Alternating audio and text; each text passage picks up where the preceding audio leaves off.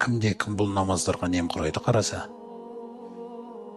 онда ол қайта тірілетін күні мақшарға келгенде Фирғауынмен бірге келеді. Ешқандай үкім керегі жоқ қоғамға. Намаз оқымайтын адам мынандай деген сөздер керегі жоқ. Пайғамбар саллаллаху айтып отыр, ол Фирғауынмен бірге тіріледі. Фирғауынның оң қолы Хаманмен бірге тіріледі. Мұса пайғамбардың заманындағы байлығы алаңдатқан, байлығынан намазға қолы тимеген Қарун бизнесменмен бірге тіреледі.